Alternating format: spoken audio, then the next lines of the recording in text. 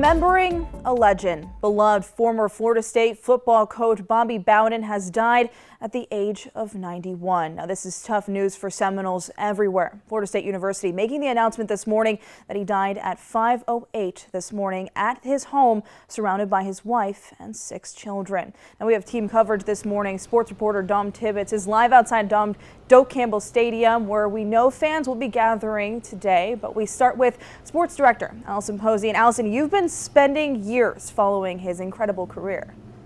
I have, Veronica. I actually met Coach Bowden for the first time in 2011 at my first sports job when I worked in Panama City. So I've several interviews with him. Just a gem to be around.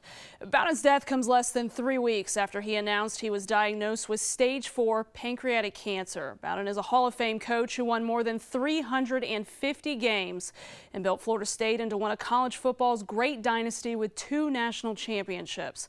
Here's a look back at the life and legacy of the coaching legend.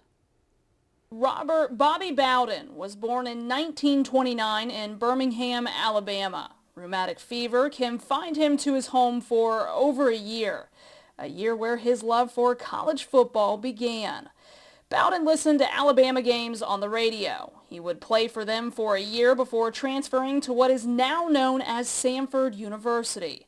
His first appearance in Tallahassee as an assistant coach in 1962. He'd return to Florida State almost 15 years later, and he'd never leave. I was here so long. Gosh, it's hard to believe. 40 years I was here. In 34 seasons as head coach of the Seminoles, Bowden had just 1 losing season.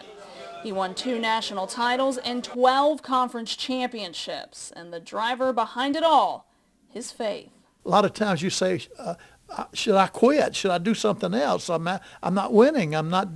Then that faith would always bring me back. A faith that's taken him all over the country to speak to all different kinds of people.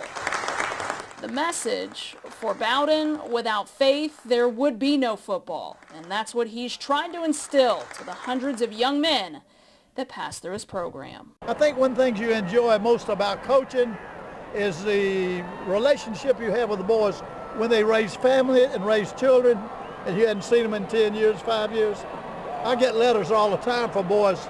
You know, I coached 57 years. I get letters from boys I coached 40, 50 years ago. None of them mention football. A philosophy that's won the heart of fans, a spot in the College Football Hall of Fame, and the inaugural Governor's Medal of Freedom in 2021. I could not have received a greater honor than this.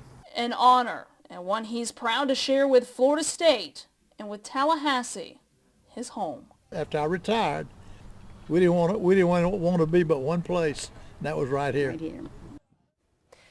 Bowden is survived by his wife and their 6 children and 21 grandchildren.